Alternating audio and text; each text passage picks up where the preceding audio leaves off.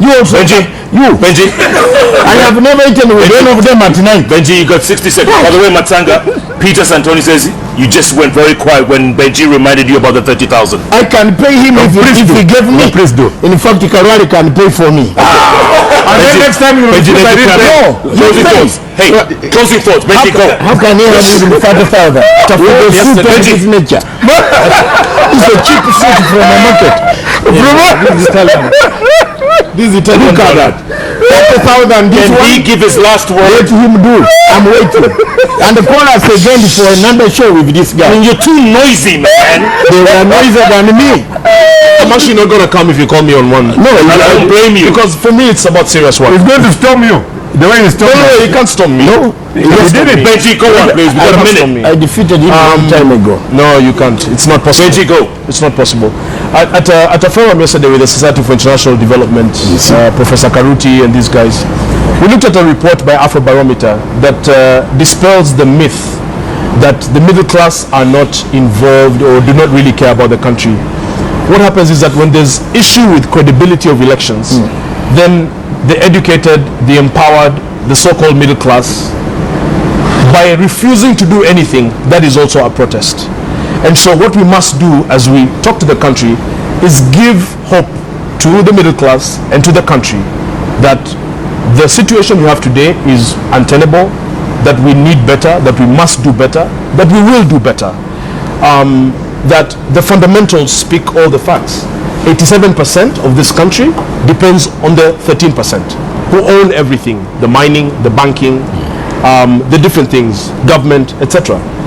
90% earn less than 50,000 a month. Those are the real issues. So while some clowns might come here and make noise, for me it's about the issues. There's nothing more. No one should respond unless their name is clown, because I didn't mention anybody. So the guilty are always afraid. But for us, these platforms are about discussing issues and formulating policy, Jeff, so that we can move this country from unemployment, from desperation, from drugs and alcohol abuse to the next level of self-determination, of success, of clean opportunity, so that Kenyans can be united and that can move forward. Senator Kawale, that is what it's about. That's the camera. Two comments. The first one is that there is a scholar who said, and I forget the name, that bad leaders are elected by citizens who don't vote, because they then have an opportunity to get those votes that would have been cancelled by the other citizens if they had participated in the election. The leadership crisis we are having, not just in Kenya but in Africa, is because African people have not understood the importance of voting. And the same scholar went on and said the worst form of illiterate is the political illiterate who says, I am not a politician, I don't like politics, I don't care about politics, and I don't vote.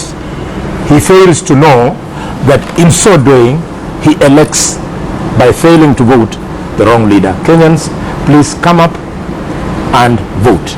My last comment is to appeal to the Jubilee government that please wake up our sectors that were giving us jobs, our sectors that were putting food on the tables of the poor, namely the sugar industry, the tea industry, the coffee industry, the sisal industry, the pyrethrum industry, and the tourism industry.